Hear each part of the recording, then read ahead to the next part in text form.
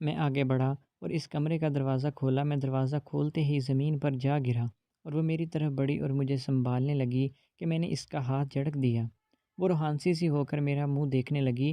آج اس کے صبر کا بند ٹوٹ گیا تھا۔ اس نے آج مجھے اپنی کہانی سنائی، جس کو سن کر مجھے اپنی رگوں میں جمتا ہوا خون محسوس ہوا۔ وہ بھی حیران تھی کہ میری حالت غیر کیوں ہونے لگی ہے۔ پھر میں نے اس کو اپنی مشکل بتائی تو وہ مجھ سے بھی زیادہ پریشان نظر آنے لگی۔ تو پھر جو بات اس نے مجھے بتائی، اس کو سن کر میرے سر پر آسمان ہی ٹوٹ پڑا تھا۔ میرا نام حسیب ہے، میری عمر 20 سال تھی، میری ایک بہن تھی اور ہم 4 لوگوں کا چھوٹا سا خاندان تھا۔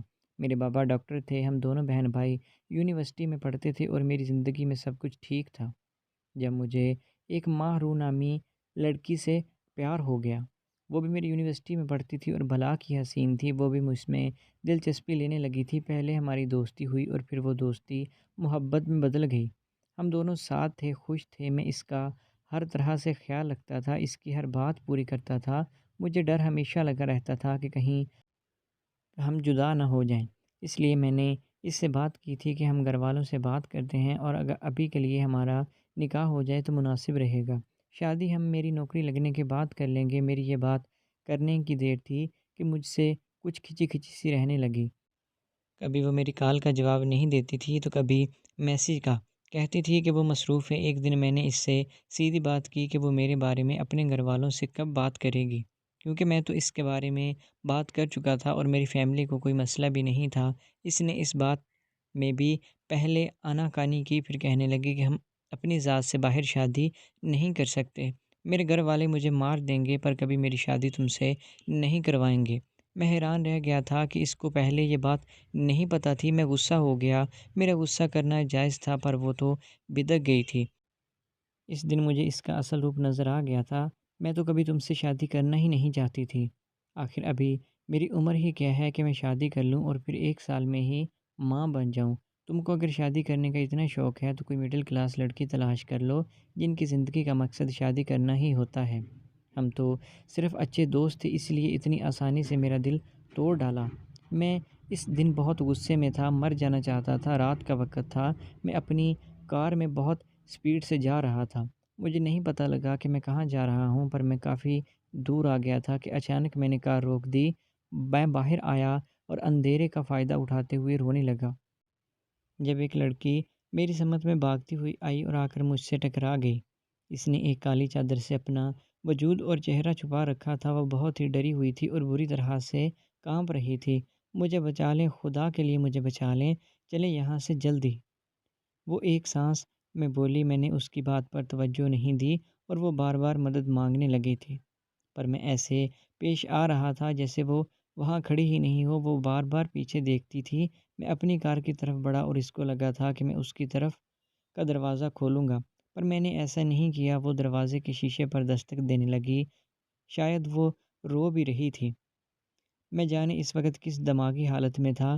میں اس وقت دنیا کی ساری عورتوں سے نفرت کر رہا تھا کہ یہ صرف ہم مردوں کے جذبات سے کھیلنا جانتی ہیں۔ میں نے سامنے دیکھتے ہوئے کار سٹارٹ کی اور وہاں سے واپس چلا گیا۔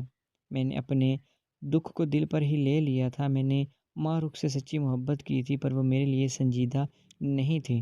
میں نے یونیورسٹی جانا بھی چھوڑ دیا۔ میں شراب بھی پینے لگا تھا۔ میرے گھر والے میرے لیے بہت زیادہ پریشان رہنے لگے تھے۔ مجھے سمجھاتے، پر میں خود کو برباد کرنا چاہتا تھا۔ میں ایک دن شہر میں بنے ایک کوٹھے پر جا پہنچا اور ایک لڑکی کی قیمت ادا کر کے اس کے کمرے میں چلا گیا۔ وہ لڑکی جوان بھی تھی اور خوبصورت بھی تھی۔ میں اس کے روبرو بیٹھا تھا اور اس کو دیکھ بھی نہیں رہا تھا، پر وہ مجھے دیکھ کر بہت ہی زیادہ حیران ہوئی تھی۔ میں نے پوچھا، تمہارا نام کیا ہے؟ تو اس نے بہت ہی عجیب بات کہہ ڈالی کہ نام تو روحوں کے ہوتے ہیں، میں تو جسم ہوں، مجھے جسم ہی کہہ لو، تو میرے نام میں کیا رکھا ہے؟ وہ بہت ہی درد بھرے لہجے میں بولی تھی۔ میں ہنس دیا، تو آئفوں کے بھی دکھ ہوتے ہیں؟ تم لوگ تو دوسروں کو دکھ دیتی ہو اور ان کے دکھ سے کماتی ہو۔ میں نے طنز کیا، کیوں کیا طوائفوں کے پاس دل نہیں ہوتا؟ میرے پاس بھی تو دل ہے نا، میرا نام مانیہ ہے، اس نے بتایا۔ میں جانے کب وہاں بیٹھے بیٹھے ہی بے ہوش ہو گیا تھا اور صبح وہاں سے واپس آ گیا۔ اب میں وہاں ہر دوسرے دن جانے لگا تھا۔ میں مانیہ کے ساتھ بہت برے طریقے سے پیش آتا تھا، اس کو طعنے دیتا، برا بھلا کہتا، اس کے وجود پر، اس کے عورت ہونے پر طنز کرتا۔ وہ سب کچھ برداشت کرتی تھی۔ اپنے دکھ میں کھو کر میں سب کچھ بھول گیا تھا۔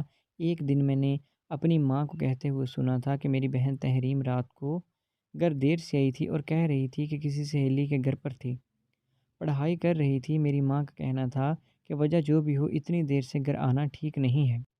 میں نے تحریم سے بات کی تو وہ کہنے لگی کہ فائنل پیپرز ہونے والے ہیں اور ویسے بھی صحافت پڑھ رہی ہے، جو کہ ایک پریکٹیکل مضمون ہوتا ہے۔ آج کل وہ کسی پروجیکٹ پر کام کر رہی ہے۔ میں نے اسے سمجھایا کہ وقت کا خیال رکھا کرے۔ مجھے مانیہ کے پاس جاتے ہوئے 2 ماہ ہو گئے تھے۔ مجھے خود کو برباد کر کے بہت سکون ملتا تھا۔ ایک دن وہ میرے آنے پر ایسے چونکی جیسے اسے میرے آنے کا ہی انتظار تھا۔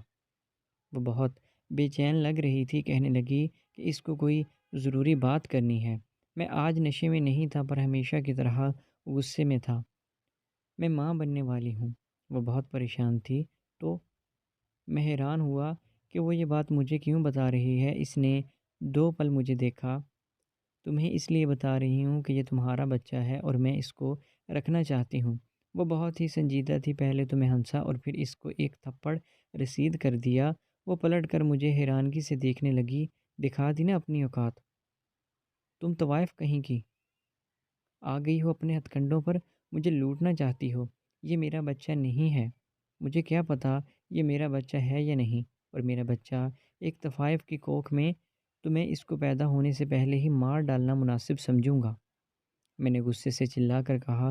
وہ رونے لگی، ہاتھ جوڑنے لگی۔ دیکھو یہ تمہارا ہی بچہ ہے، میں اس کو مارنا نہیں چاہتی۔ تم مجھے کہیں لے جاؤ، جب اس بچے کی پیدائش ہو جائے گی تو تم مجھے واپس یہیں پر چھوڑ جانا، پر اس بچے کو پاس رکھنا۔ یہ یہاں پر پیدا ہوا تو بدنصیب ہوگا، اس کے ساتھ ایسا نہیں کرو، اس سب میں اس کا کوئی قصور نہیں ہے۔ وہ رونے لگی تھی، میرے قدموں کی طرف لپکی کہ میں نے اس کو دھکا دیا۔ اب اس کا سر بیڈ پر جا لگا تھا۔ اب وہ غصے سے اپنے آنسو صاف کرتی اٹھی اور میرے گریبان سے پکڑ کر مجھے اپنی طرف متوجہ کیا۔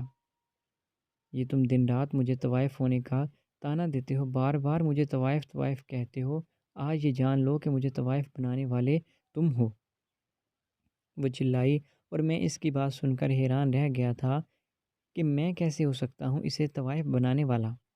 آخر اس بات کا مطلب کیا تھا؟ میں حیران رہ گیا تھا اور اس سے سوال کیا کہ وہ ایسا کیوں کہہ رہی ہے۔ میں کبھی یہاں پر نہیں رہنا چاہتی تھی۔ میری ماں جب تک زندہ تھی وہ مجھے سب کی گندی نظروں سے بچا کر رکھتی تھی۔ میری ماں کی بھی یہی غلطی تھی کہ اس نے مجھے یہاں پر پیدا کیا، اور جو لڑکی اس بازار میں پیدا ہو جائے وہ یہاں کی ملکیت بن جاتی ہے۔ پھر بھی میری ماں نے 18 سالوں تک میری عزت پر آنچ نہیں آنے دی، پر ایک دن میری ماں کو ان ظالموں نے مار ڈالا اور میں اس رات یہاں سے بھاگ اٹھی تھی۔ یہ لوگ میرے پیچھے تھے، میری قیمت لگا چکے تھے۔ میں جانے کتنی ہی دیر بھاگتی رہی تھی اور پھر مجھے ایک آدمی نظر آیا جس کے پاس گاڑی بھی تھی۔ اگر وہ اس رات مجھے بچا لیتا تو آج میں ایک طوائف نہیں ہوتی۔ مانیہ نے کہا۔ میں اس کی بات سن کر حیران رہ گیا تھا۔ ہاں وہ آدمی تم تھے۔ میں نے کتنی بار تمہاری منتیں کی تھی، اگر اس دن تم مجھے وہاں سے لے جاتے تو تمہارا کیا بگڑ جاتا، پر دیکھو میرا تو سب کچھ بگڑ گیا نا، میں تو برباد ہو گئی ہوں۔ اب اگر میں نے ایک بچی کو جنم دیا تو اس کے ساتھ بھی یہی سب ہوگا جو میرے ساتھ ہوا ہے، پر میری بد دعا ہے کہ تم کو اپنے کیے کی سزا ضرور ملے گی، تم بھی کبھی خوش نہیں رہو گے۔ اب میں تم سے مدد نہیں مانگوں گی، وہ تمہارے جیسے نہیں ہوتے جو دوسروں کی مدد کرتے ہیں۔ وہ نفرت سے بولی اور اس نے اپنے آنسو صاف کر لیے تھے۔ میں حد درجے تک شرمندہ تھا، مجھے سمجھ نہیں آ رہا تھا کہ میں کیا کہوں۔ اس سے پہلے کہ میں کچھ بولتا اس نے مجھے وہاں سے جانے کا کہہ دیا تھا اور منہ موڑ لیا تھا۔ میں وہاں سے نکلا اور سر جھکائے جا رہا تھا کہ سامنے کا منظر دیکھ کر تو میرے قدموں تلے سے زمین نکل گئی تھی۔ میرا وجود کانپنے لگا تھا اور آنکھیں پھٹی کی پھٹی رہ گئی تھیں۔ سامنے کے ایک کمرے میں سے میری بہن تحریم کسی لڑکے کا ہاتھ تھامے نکل رہی تھی۔ اس نے بھی مجھے دیکھ لیا اور اس لڑکے کے ساتھ وہاں سے بھاگ اٹھی تھی۔ میں اتنی جلدی اپنے حواس قابو میں نہیں کر سکا تھا، پھر بھی میں اس کے پیچھے پیچھے بھاگا۔ اس نے مجھے اپنے پیچھے آتے ہوئے دیکھا تو مزید تیز بھاگی۔ میں گھر آیا تو اس نے بویلا مچا دیا تھا اور تحریم کو بلانے لگا۔ وہ وہاں ایسے ہی جیسے سب کچھ نارمل تھا۔ میں اس پر ہاتھ اٹھانے لگا کہ اس کی طرف لپکا کہ میرے بابا نے مجھے روک دیا۔ میں پاگل ہو چکا تھا۔ میں چلانے لگا کہ پوچھے اس سے یہ کہاں سے آئی ہے۔ تحریم میرے سامنے مکر گئی تھی۔ وہ تو اپنے دوست کے گھر پر تھی۔ میں حیران و ششدر رہ گیا تھا۔ میں بتانے لگا کہ وہ کہاں تھی تو بابا نے مجھے ڈانٹنا شروع کر دیا۔ الٹا مجھ سے سوال کرنے لگے کہ میں ایسی جگہ پر کیا کر رہا تھا۔ میں لاجواب ہو گیا تھا۔ تحریم وہاں سے چلی گئی اور دوبارہ میرے روبرو نہیں آئی کیونکہ وہ جانتی تھی کہ اس کے دل میں چور ہے۔ میں اس پر نظر رکھنے لگا تھا پر وہ بہت محتاط ہو گئی تھی۔ میں یہ سوچ کر ہی کانپ جاتا تھا کہ میری بہن ایسی گندی جگہ پر کسی غیر مرد کے ساتھ کیا کر رہی تھی۔ میں دن رات اذیت میں رہنے لگا تھا۔ میں نے تحریم کو ایک دو بار پھر اس لڑکے کے ساتھ دیکھا۔ شاید مجھے مانیہ کی بد دعا لگ گئی تھی۔ میں نے اس سے معافی مانگنے کا سوچا پر میں خود میں اتنی ہمت پیدا نہیں کر پا رہا تھا، پر کسی طرح میں وہاں چلا گیا۔ میں آگے بڑھا اور اس کمرے کا دروازہ کھولا۔ میں دروازہ کھولتے ہی زمین پر جا گرا تھا اور میری طرف بڑھی اور مجھے سنبھالنے لگی۔ میں نے اس کا ہاتھ جھڑک دیا اور وہ روحانسی ہو کر میرا منہ دیکھنے لگی۔ آج اس کے صبر کا بند ٹوٹ گیا تھا۔ اس نے مجھے جب یہ اپنی کہانی سنائی، میں جب بھی اس کو یاد کرتا تھا مجھے اپنی رگوں میں جمتا ہوا خون محسوس ہوتا تھا۔ آج بھی اس کو دیکھ کر میری حالت غیر ہونے لگی تھی۔ اس نے مجھ سے سوال کیا کہ کیا ہوا ہے۔ میں نے اس کو اپنی مشکل بتائی تو وہ مجھ سے بھی زیادہ پریشان نظر آنے لگی۔ مجھے معاف کر دو، پلیز مجھے معاف کر دو، مجھے تمہاری بد دعا لگی ہے، پلیز مجھے معاف کر دو۔ میں رونے لگا، اس سے معافی مانگنے لگا اور پھر جو بات اس نے مجھے بتائی اس کو سن کر میرے سر پر آسمان ہی ٹوٹ پڑا تھا۔ تم کس کی بات کر رہے ہو؟ کون ہے تمہاری بہن؟ مانیہ نے پوچھا۔ میں نے اس کو اپنے موبائل میں سے تحریم کی تصویر دکھائی۔ وہ دو پل کو چپ ہو گئی تھی۔ میں اس کے پاؤں پکڑ کر رونے لگا، مجھے معاف کر دو، مجھے تمہاری بد دعا لگ گئی ہے۔ میری بہن میرا مکافات عمل بن گئی ہے۔ میں نے تسلیم کرتے ہوئے کہا تھا، ہوتی نہیں قبول دعا ترک عشق کی، دل چاہتا نہ ہو تو دعا میں اثر کہاں، مانیہ نے کہا اور خود پر طنزیہ ہنسنے لگی۔ میں نے اس کو حیران ہو کر دیکھا۔ میں نے تمہیں بد دعا دی تھی پر دل سے نہیں دی تھی، کیونکہ میرے دل میں تمہاری محبت بسی ہوئی تھی۔ تمہاری بہن یہاں آتی تھی ایک لڑکے کو اور دو لڑکیوں کے ساتھ، وہ ہم طوائفوں پر ایک رپورٹ بنا رہی تھی۔ آج کل وہ ہم سب سے انٹرویو لیتی ہے، یہ اس کا کام ہے۔ مجھ سے بھی بات ہوئی تھی اس کو تم سے، اس لیے وہ ڈر کر بھاگ گئی تھی کہ تم اس سے یہ رپورٹ نہیں بنانے دو گے۔ وہ یہاں کچھ غلط کام کرنے نہیں آتی، اور رہی بات مکافات عمل کی تو وہ بھی ہم مظلوم لوگوں کے حصے میں ہی آتا ہے۔ مانیہ نے یقین سے کہا۔ میں حیران رہ گیا تھا۔ مجھے ایسے لگا کہ کسی نے مجھ پر سے منو وزن اٹھا لیا ہو۔ میں دو پل مانیہ کو دیکھا اور وہ تب حیران ہوئی تھی جب میں نے اس کی طرف ہاتھ بڑھایا۔ چلو میرے ساتھ، اس بچے کی پیدائش تک تم میرے ساتھ رہو گی، جیسا تم نے کہا تھا ویسا ہی ہوگا، میں نے یقین سے کہا۔ اس کی آنکھوں سے خوشی کے آنسو پھر سے آنے لگے اور وہ اس کو میں وہاں سے لے کے آیا تھا اور ایک کرائے کے فلیٹ میں رکھا ہوا تھا۔ بچے کی پیدائش میں 6 ماہ تھے، وہ وہیں پر رہنے لگی۔ میں اس کی ہر طرح کی ضرورت کا خیال رکھتا تھا، پر وہ یہی سوچ کر جلتی رہتی تھی کہ اس کو اپنی اولاد میرے حوالے کر کے جانا پڑے گا۔ بچے کی پیدائش کا دن آ گیا۔ ہم ایک پیاری بیٹی کے ماں باپ بن گئے تھے۔ مانیہ کی طبیعت ٹھیک ہونے تک وہ وہاں کچھ دن اور رکی اور پھر اس کے جانے کا وقت آ گیا۔ وہ کمرے میں اپنی بیٹی کو دل سے لگائے بیٹھی ہوئی تھی جب میں اس کو بلانے آیا کہ ٹیکسی آ گئی ہے، اب اس کا جانے کا وقت ہو گیا ہے۔ اس نے بڑی آنکھوں سے ایک نظر اپنی بیٹی کو، ایک نظر مجھے دیکھا اور وہ اس کو اٹھائے میرے پاس لے آئی اور اسے میرے حوالے کرنے سے پہلے جیسے اس کا دل کانپ گیا ہو، وہ اس کو گلے سے لگا کر رونے لگی۔ اس کا خیال تھا کہ اس کو کبھی ایک طوائف کی بیٹی ہونے کا طعنہ نہیں ملے گا۔ وہ بہت معصوم ہے، پاک ہے۔ یہ اگر پوچھے کہ اس کی ماں کہاں ہے تو کہہ دینا کہ اس کی ماں مر گئی ہے، مانیہ نے روتے ہوئے کہا اور بیٹی کو میرے حوالے کر کے سر جھکائے کمرے سے باہر حال میں آئی کہ اچانک بہت زیادہ چونک گئی اور پھٹی پھٹی آنکھوں سے آس پاس دیکھنے لگی۔ قاری صاحب دلہن آ گئی ہے، آپ نکاح شروع کریں۔ میں نے قاری صاحب سے کہا، گھر کے حال میں؟ قاری صاحب 4 گواہ، میری بہن تحریم اور اس کے دوست بھی موجود تھے۔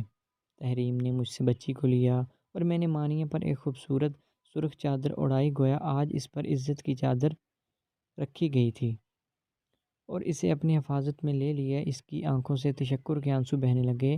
ہمارا نکاح ہو گیا اور ہم وہاں ہی رہنے لگے۔ تو دوستو، آپ کو آج کی کہانی کیسی لگی؟ امید ہے کہ ویڈیو اچھی لگی ہوگی۔ اگر ویڈیو پسند آئی تو ہمارے چینل کو سبسکرائب کریں۔